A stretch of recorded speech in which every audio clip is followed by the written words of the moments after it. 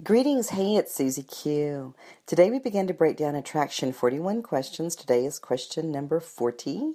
These can be found via podcast and video at YouTube channel Holistic Healing Community by Susie Q.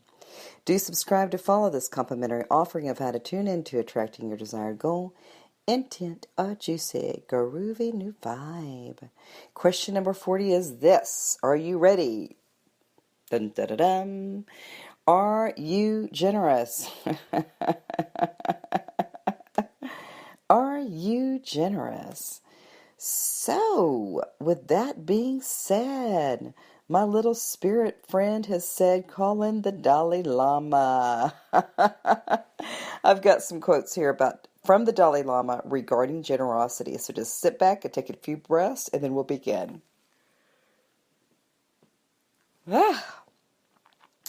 Generosity is the most natural outward expression of an inner attitude of compassion and loving kindness. Again, Dalai Lama. We are all, by nature, clearly oriented toward the basic human values of love and compassion. We all prefer the love of others to their hatred. We all prefer others' generosity to meanness. And who is there among us who does not prefer tolerance, respect, and forgiveness of our failings to bigotry, disrespect, and resentment? Okay, here's another one. Giving material goods is one form of generosity, but one can extend an attitude of generosity into all one's behavior. Being kind, attentive, honest in dealing with others, offering praise where it is due, giving comfort and advice where they are needed, and simply sharing one's time with someone. All these are forms of generosity, and they do not require any particular level of material wealth.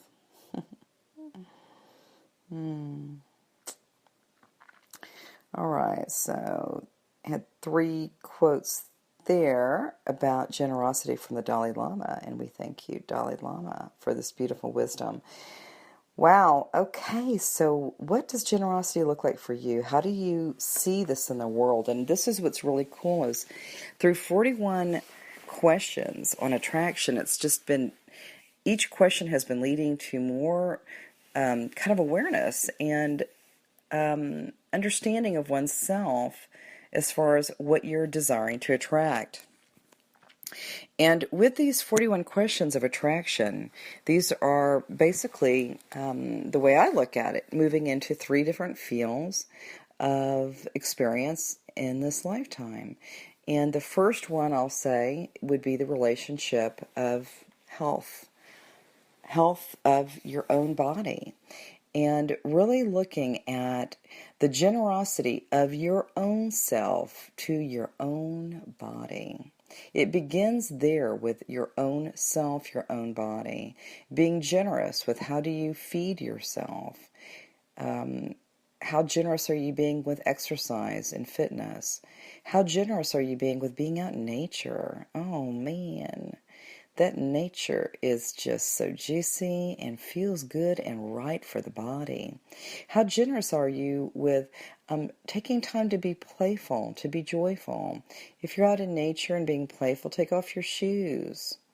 Take off your shoes and walk on the ground that you are at, whether it be grass or this desert area that I find myself in. I was generous with myself when my muse, Mary Wilson, came and we went to Sedona, and we thought we were hiking this place. It was Bell Rock, but it was not a hike. It was more of a climb. I was generous with myself because I knew that I wanted to go up as high as I could, and I did. And what I love about it is I went barefoot because my shoes were not gripping the rock. I was very generous with myself as I allowed my body to lean into the rock versus away from the rock, which would have not been a great thing to do. I was generous with my body to tune into my natural surroundings and just be drawn closer to that red rock.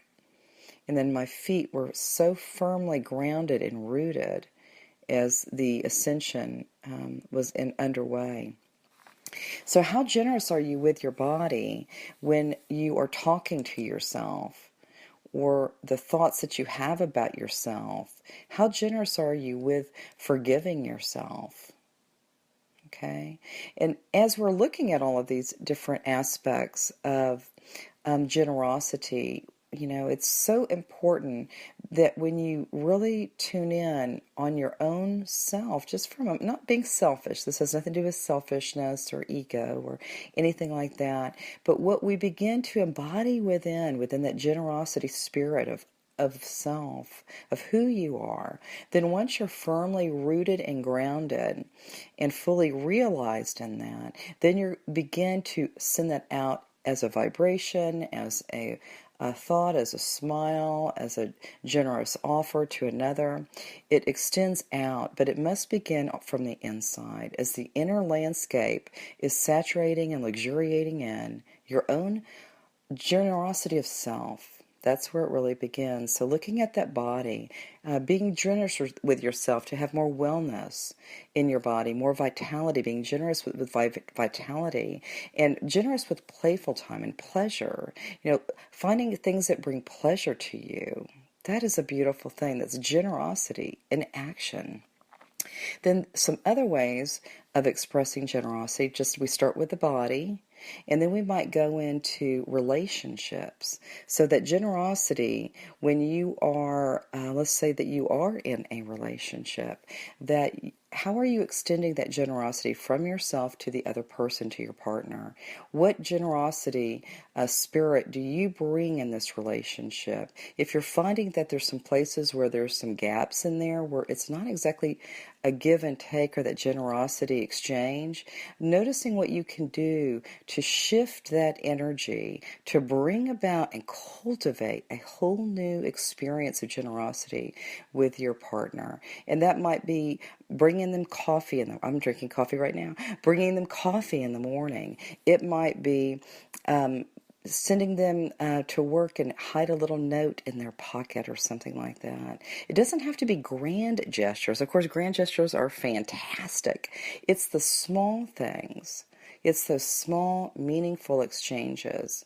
Okay? So how do you approach that relationship? How might you cultivate or activate a new curiosity about that relationship through a generosity or generous spirit from you, from your own self? What would that be like?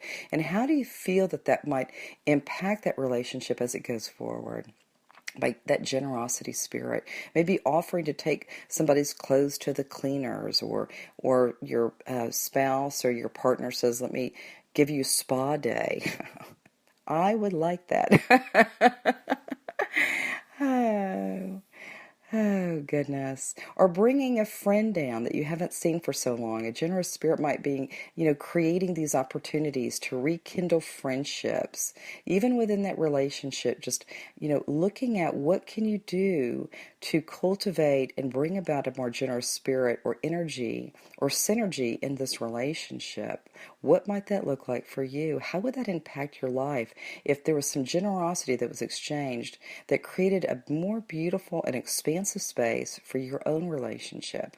And then for those who are not in relationship, wow, this is a great place to be.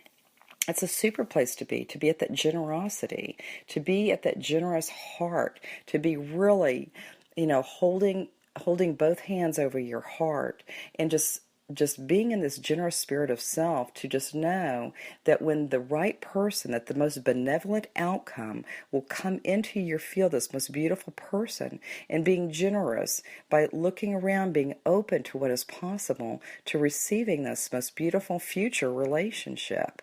And what might you do once this person comes into your field? What generosity can you extend to this person? What kind of spirit of love and compassion can you extend to this person who's now in your field? Okay? So we start with body, we start with wellness, and we go into relationships. And then finally, this generosity spirit can also extend into these places of abundance and prosperity in your life. When you have a generous spirit, when you're more giving, when you're thankful, when you're receptive, when you are open, when you are engaged in connecting with others, when you are seeing people for who they are, when you have a forgiving spirit about you. I've got some beautiful words that came in yesterday with my coach.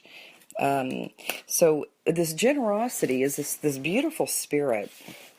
And when you're looking at creating more prosperity, or if you're seeking a new job, if you're seeking abundance in the form of, I don't know, buying that future house, or, or creating a new opportunity in your job, really extending out with your job and bringing in more clients, things like that, and ultimately a lot of times it comes into just, I need a little bit more cash.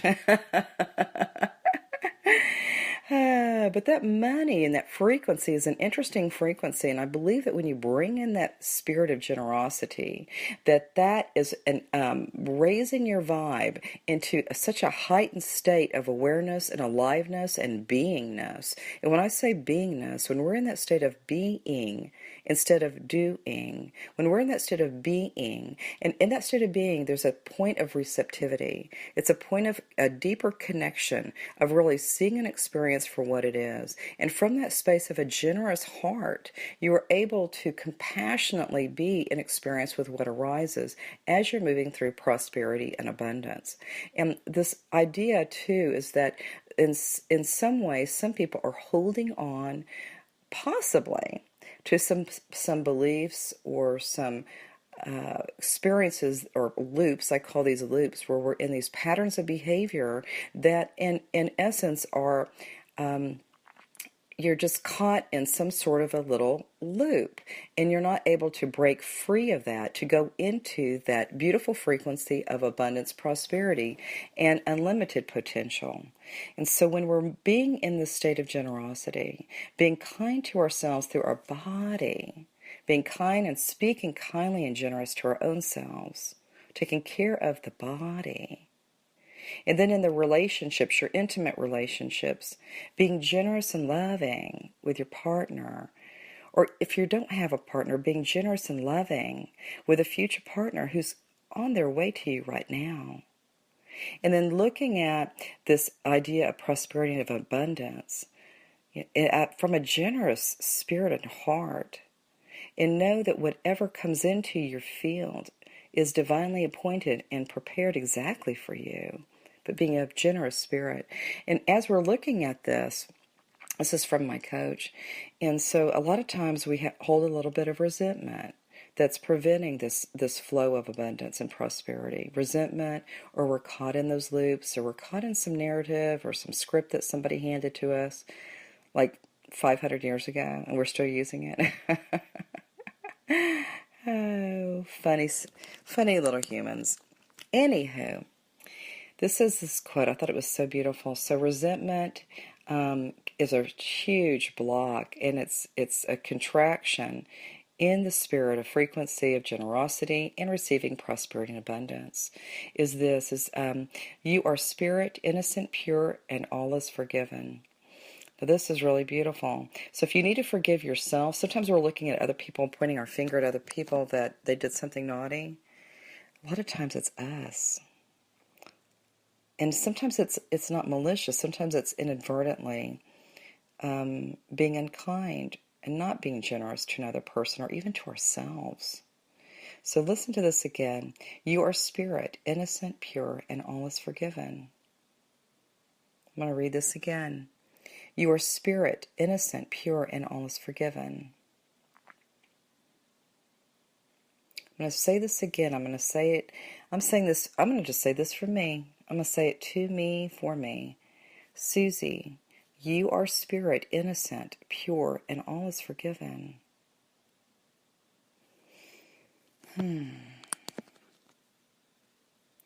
So, what will you do today to express and experience and expand into more generosity in your field? What will you do today? I know you've got this. You're most beautiful and juicy and blessed day.